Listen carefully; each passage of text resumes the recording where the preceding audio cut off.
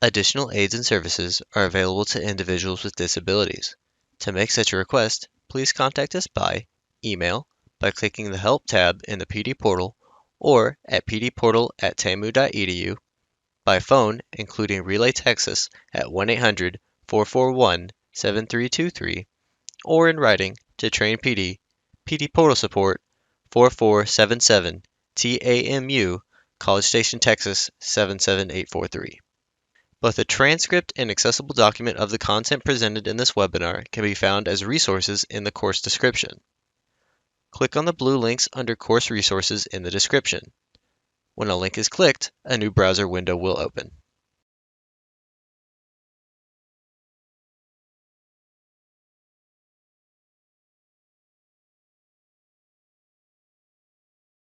Today we have Cynthia Peters. She works for World Education, where she does professional development for teachers and is the editor of the national publication, The Change Agent. She has taught a wide range of adult education classes, including ESOL, high school equivalency, and bridge to college. Thank you so much, Krista. Thanks to all of you teachers for being here and for all the work you do out in the world. I really appreciate you. I hope to share with you a lot of really useful resources that you can bring into the classroom literally tomorrow, if you like. I'm the editor of The Change Agent, and you're going to be hearing a lot about The Change Agent in this webinar, partly because TCAL has generously bought a bulk subscription to The Change Agent for all of its teachers and all of the students that you serve. And so the credentials, which I'm going to share with you later in the webinar, are credentials that you can share with all of your students and all of your colleagues. So this is meant to be shared widely and spread the good news as much as possible. The agenda for today is just something like this. I'm going to introduce you to the Change Agent website. I want to share one particular story called My Mom is a Brave Woman. I want to make sure to touch on the college and career readiness standards for reading and writing, because we try to refer back to those and ground our teaching in those standards as much as possible. We're going to look at the role of thematic unity in diverse writings and how that can be meaningful. And then I want you to look at 3 pieces from our mental health issue and think about how to take notes about them in a graphic organizer, which I'm going to provide for you too. And so through all these activities, I'm hoping that you really get acquainted with the Change Agent, you get acquainted with the kind of depth and breadth of what we have to offer, and that you see how it's all both very engaging for students and helpful to teachers because it's grounded in the standards. Our learning objectives are these 3, that by the end of this webinar, you'll not only be able to access the Change Agent, but feel comfortable navigating around, that you'll know how to make copies of some of the resources that are in Google Docs and Google Slides, so you can adapt them and use them for your own purposes, and that you'll have a sense of how to help students move from collecting information and taking notes in a graphic organizer to turning those into a piece of writing or a presentation. So something to know about the Change Agent is that we promote student voice. It's an online magazine by and for adult learners, and we feature multi-level stories that tell stories of students being agents of change in their own lives, in the lives of their children and their families, their community, and their workplace. The last 3 issues focus on immigrants and immigration, and the 3 themes were, the first one was Our Immigration Stories, and the second one was called Creating New Community. And the third one was called Finding Our Voices. And so it's all focused on immigrants and immigration within that realm, how students are addressing these 3 sub-themes within that. And so that's how we're doing the Change Agent now. We used to do just 2 totally separate issues per year, but now we're doing these 3-part series. When you scroll through our issues tab, which I'm going to have you do later, you'll see the diverse themes that we have in the Change Agent. What is the value of thematic unity across diverse writing? So why might it be of value to, for example, if you brought that first issue of the Change Agent into your classroom called Our Immigration Stories? It's going to be a bunch of different students telling their immigration story. What's the value of that thematic unity, even though the voices are all very diverse and the stories are diverse and people are coming from all different countries and have all sorts of different reasons for immigrating here? What's the value of that thematic unity? The first thing that comes to my mind is social awareness, just awareness and learning from each other as in different cultures, diversity. So that was the first thing that came to just of awareness and just the learning from each other. Right, the cultural diversity. So everybody's kind of addressing a similar topic, but they're coming at it from diverse points of view. So you get to have cultural awareness and grow from learning from your peers. Thank you very much. Camellia is also saying something similar in the chat, commonality, even though the population is diverse. You get to notice what you have in common. Thank you. And then Carol says the stories from the students in all of the areas would be similar. Yeah, they would have things in common. Why else might that be valuable? Let's say for your ESL learners, people are learning English as a second language. How would it be helpful to them to be looking at content that was addressing a similar theme? Even before you said, what about ESL learners? I was thinking as an ESL teacher, just seeing repeated vocabulary across a variety of content is helpful in reinforcing the learning of that new vocabulary or new kinds of structures. Exactly. I think that's so valuable. They see the same vocabulary in different contexts. You might be discussing the articles and then you're employing the vocabulary in conversation. So valuable to just have repeated use. How would these common themes help you develop a writing outline? What's a possible project there? Michelle says you could have them write their own story on the same topic. Yes, then you have a bunch of models for them. And I think models are so helpful for people learning to write. They could copy the model in a way, but put their own information in there. Really good way to learn writing. It's kind of an important aspect of the change agent, because when we put out a call for articles, it's the call is on a certain theme. And so then when the issue comes out, all the articles address transportation or food or health or immigration or technology, or one time we did an issue on hair, so all the articles address that theme. And so as a teacher, you have like a big choice, of levels and content and approaches to choose from. So find 2 or 3 articles maybe that you want to focus on that all deal with the same topic. Since we've moved to all online, we don't print the magazine anymore. It's now an online magazine that is available in PDF format. And so you could print out the whole magazine if you want and kind of staple it and hand the whole thing to your students. Or you could just print out the articles that are the right level or that are particularly interesting to your students that fit with your curriculum in whatever way.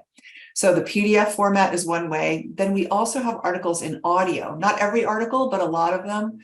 We have play buttons there. You can play them over and over again. The student can read the text while they hear the audio being read out loud to them. It's a great way to learn so many things, like boosts comprehension. It teaches pronunciation. It teaches what is the sound of a period. What is the length of the pause of a period and of a comma and things like that. So you're really even teaching punctuation when you're listening to audio, and the inflection kind of delivers a little bit more meaning. So it helps boost comprehension.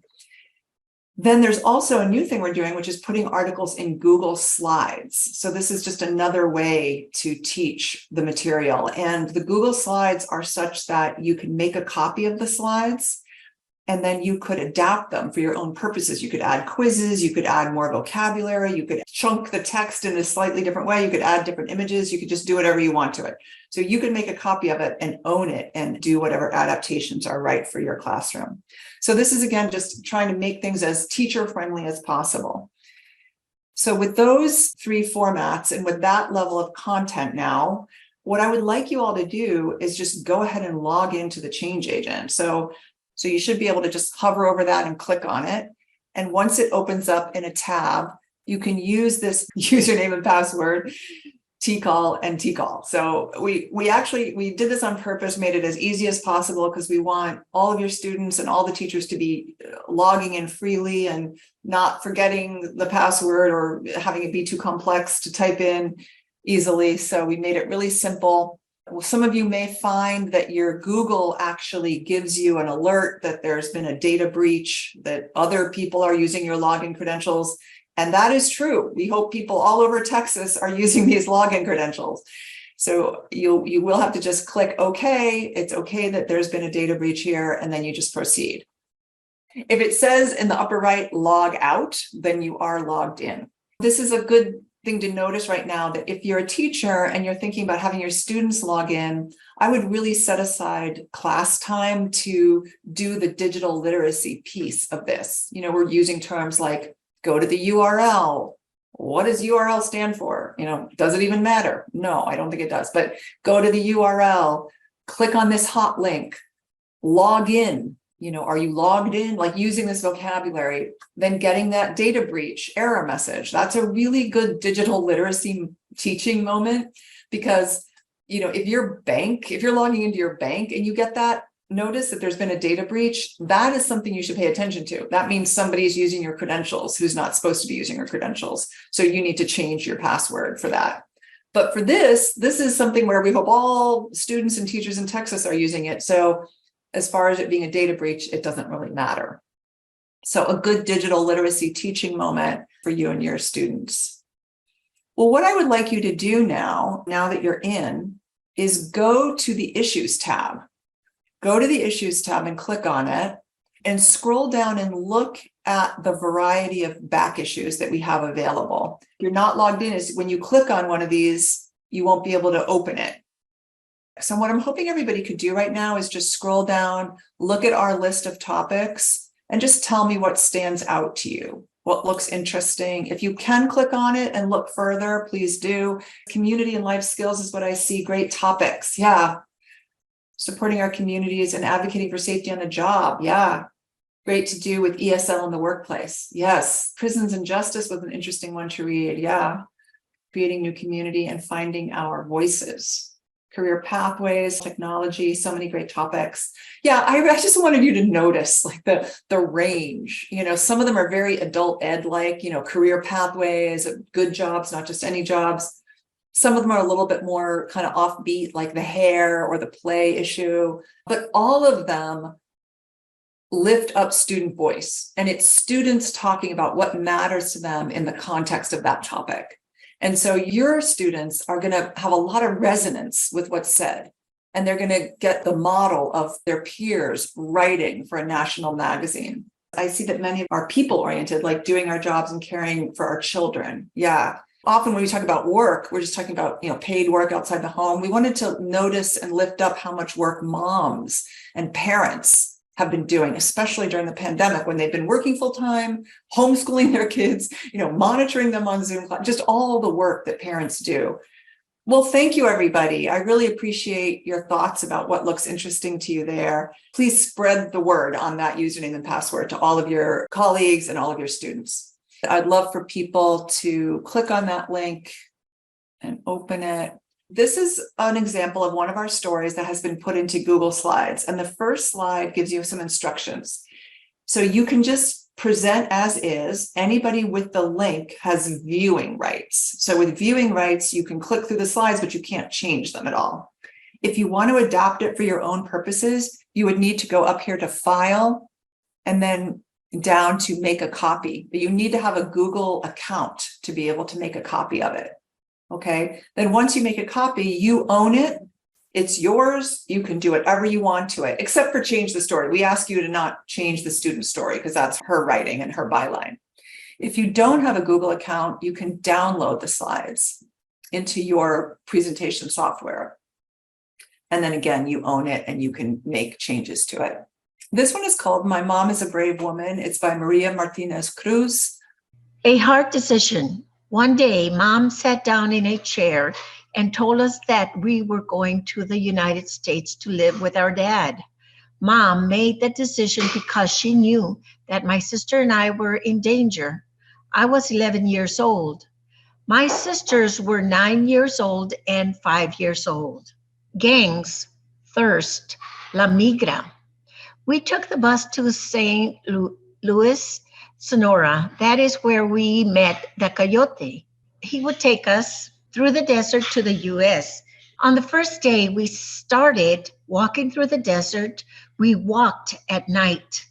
Everything was okay until the third day when Gangsters assaulted us. The gangsters took all the money and everything that was valuable. The next day was worse. We encountered a gang called Los Burreros. They are a gang that kidnaps people. Thank God we were able to hide and escape from them. Unfortunately, this gang caught another group of people. As we were running away from them, we could hear shooting and people screaming. On the 5th day, when my sister wanted to pee, I took her behind some bushes. When we came back, everyone had disappeared. We were very scared because we didn't see our mom and sister or the coyote. After a couple of minutes, the coyote grabbed us and pulled us behind one of the bushes. He told us to stay quiet since La Migra was around. I didn't know at the time what La Migra was. On the 6th day, we were out of water. We were very thirsty. After a couple of hours, we found a cow's stable. Mom took water from the cow's trough and gave it to us. She didn't say anything at the time, but I still remember the smell and the taste of the water. The next morning, Mom looked bad. She was crying and sat under one of the trees. She told me we were almost there. She removed her shoes and her feet had a lot of blisters. They were bleeding, stacked like wood in a truck. The last day, we were waiting for a truck to take us to the place where we were going to stay until we could see our dad. When the truck arrived, they piled us on top of each other as if they were stacking wood or pallets. My sister and I were at the top. They took us to a farm near Houston. The people in charge of the farm gave us water and food. That was my first time trying a cheeseburger and fries. One of the ladies took us on a walk through the farm to meet all the animals. We stayed there until they reunited us with our dad. Reward. I still ask myself, what would have happened if we had stayed in Mexico? It was a hard journey to come to the United States, but now we have new opportunities and we have learned another language and culture.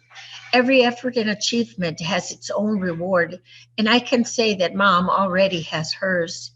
My mom is a brave woman. Thank you. And again, I hope everybody can just give a little shout out of praise to Guadalupe for reading that sight unseen and just very beautifully. At the Change Agent, we always include a picture of the writer if they allow us to, and we include a little biographical information. So you can see here, Maria D. Martinez Cruz is an ESOL student at Chemeketa Community College in Salem, Oregon. Her goal is to improve her English to attend college and study accounting. She has 3 children. She loves making tamales. So that kind of gives a little window into the writer. And then there are before you read activities, and I'll back up to those. And then after you read activities, the author says her mother is a brave woman. What evidence does she share in the text to back up her claim? So this is a very standards aligned kind of question. What do you think the author is saying? And then point to the evidence in the text to back up that claim. And then read another story about crossing the desert. And this is also in the Change Agent. It's called Crossing 2 Rivers. And that one is written from the perspective of a mother. So it's another story about crossing the desert with a coyote. But this one is written from the perspective of a daughter whose mother got them across. And this other one is from the perspective of a mother who's bringing her daughters across. For both of these articles, I have them at 2 levels. One that's a little bit more advanced beginner and another that's more intermediate. As the editor of the Change Agent, this is what I'm looking for, by the way. I'm looking for, people just not to tell me something, but to show me, to give me the story with the details so that I can be there with them and feel it with them, and so that our readers can do the same thing. So that was a great example of a really well done Change Agent story. I hope you enjoyed hearing that, and I hope it gave you a sense of, what the change agent has to offer. Just to touch on the standards really quickly, not to fixate on this, but it's just good to have these in our minds. When we're teaching reading, we want to make sure our students are able to identify what the text says and be able to describe the main idea and say why they think it's the main idea. So again, you always want to drive your students back to the text. Show me why you think that. Point to the place in the text, underline it, circle it, relate to the text. Don't just spin off into your own ideas. There's another time and place for spinning off, which I totally support in the classroom. But for the standards, we want to drive people back to the text. Think about how the author organizes the text, be really explicit. Like, what is happening in the story? How did she do it? How did she tell the story? Why? Who wrote it? Why does it matter? Assess how the text connects with other sources. So that's why having kind of two pieces on the same topic is a good standards aligned approach. It helps people read different articles on the same topic and have different sources. Are the sources valid? Why or why not? And then be able to read widely and deeply from a broad range of high quality texts. So at the change agent, you're going to be able to do that even at beginner levels. Like that, reading widely from a broad range of text sounds like a high level thing, but at the change agent, you can do that at beginner levels, and your students are already going to be addressing those standards. For writing, you want your students to be able to write arguments, stress complexity, reasoning, and evidence, again, at all levels. Maybe not super beginners, but like once you get up to intermediate, advanced beginner, they should be able to be incorporating evidence, being clear, grammatical, organized, know your audience, speak to your audience, plan and revise, use technology to produce and publish the writing. So, using Google Docs and using different kinds of publishing presenting your ideas in different ways. Using research, not plagiarizing, so citing your sources. These are really important skills. Write routinely over extended timeframes and shorter timeframes as well for a range of tasks, purposes, and audience. So you want them to write essays, you want them to write sentences, you want them to write lists, you want them to be able to take notes, you want to have lots of different purposes for writing. Okay, and then for each issue of the change agent, I actually create a grid that shows you which articles and activities in the change agent address which standards. What I would like you to do is go to the mental health issue. It's issue 52. So when you go to the issues tab, scroll down to issue 52. And then what I want you to do is pick one of these. Endorphins, a natural remedy. So this writer is talking about how endorphins help her combat depression. And it's on page 46. And then the second article is on page 47. It's the power of a workout. And then the third one is called My Family Makes a Big Difference. And these are 3 articles, all in the mental health issue of the change agent. And they all speak to that idea of endorphins getting released in your body and being a natural antidote to depression. And so what I would like for you to do is just kind of self-select into reading one of those pieces.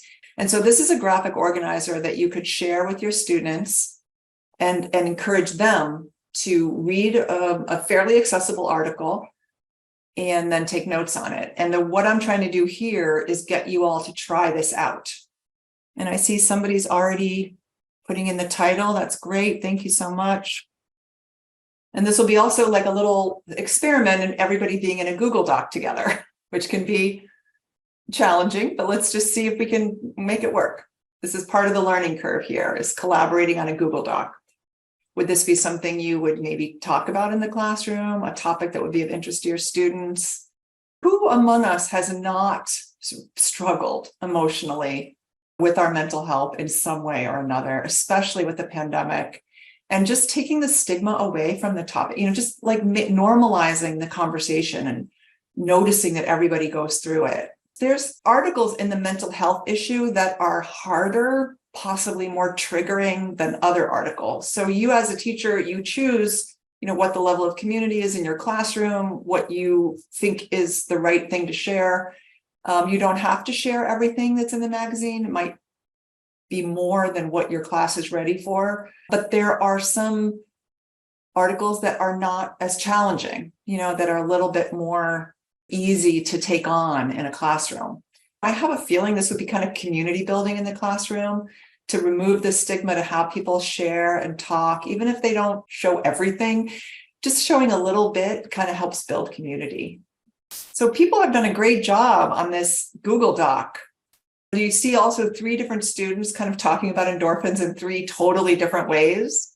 And also you've got this kind of discussion about endorphins, which I thought, I created this little side box about endorphins. And I kind of used a source, a scientific source that backed up the student's claim that endorphins can improve your mental health. And so I explain what the chemical of endorphins are and the Latin root of it and where the word comes from. And it's actually, the endorphins are an opioid, a natural opioid that blocks pain. So the chemical opioids that people take can be dangerous and addictive, right? But these natural endorphins are a high that's just right for your body, is what I wrote. So, one of the activities here is to click on the source and go to the source and read the source and think about, is this a source that I can trust? Why or why not? What are the sources that this article uses? That's another question, which I think is kind of an interesting thing to look at. Like, who do you trust and why? Where can you get trustworthy information? A really important digital literacy and media literacy skill for today when there's so much fake news out there. So being able to think about what your sources are. I like sort of trying out activities before I bring them to my students just to see, is this activity doable? Does it make any sense? Can I even do it? What kind of barriers are my students going to run into? I think there'd probably be some pre-teaching you would need to do about what it even means to take notes. What does it mean to take notes?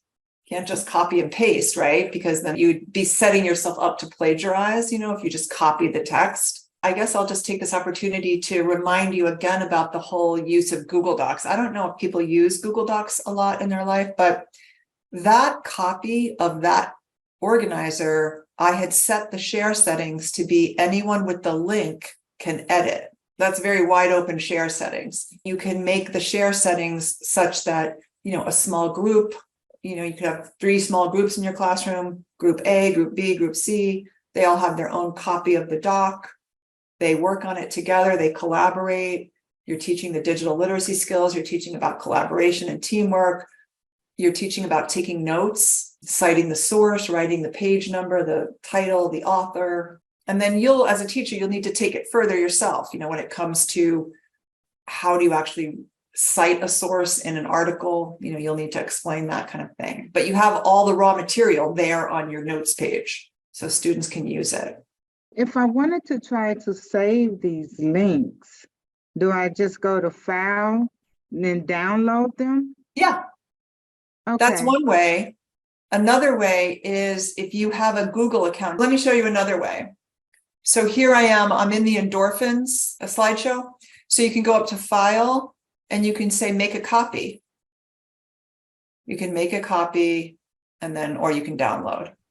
That's the whole premise of the change agent, is the content is very relatable and relevant and even life-saving, I say sometimes, because it creates, it's information that people really need. And like the mental health issue is really good in that way, because like somebody said, it removes stigma for talking about something that really matters and gives people real ideas.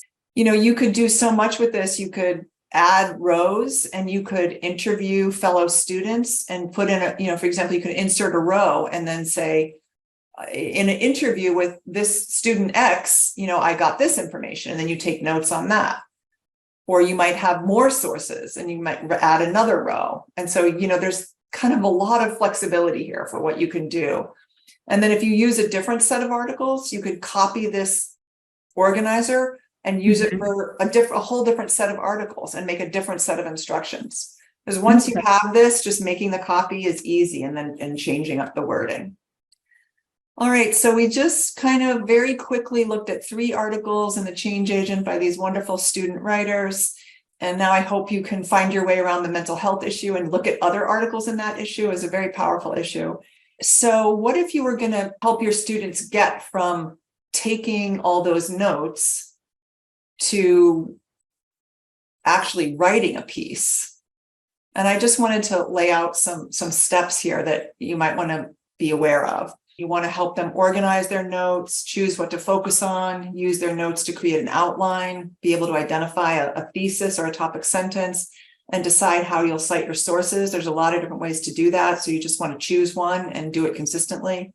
You want to write a rough draft, get feedback, redraft, and make sure you cite your sources, and then do a final proofreading. So those are great, college and career readiness aligned activities that help you end up with a finished piece.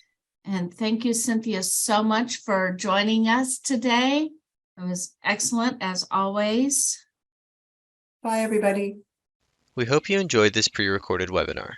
After you have passed the final test with a score of 80% or greater and have received your certificate of completion, please take a few moments to complete the course evaluation. Participant feedback helps Train PD at TCAL continue to provide high-quality professional development. To leave a course feedback, please go to the completed portion of your transcript. To do this, hover over the My Learning tab and select View Your Transcript. Click on the drop-down arrow next to the word Active and select Completed. Then, click Evaluate in the drop-down menu next to the course you just completed. Please note that your feedback is greatly appreciated.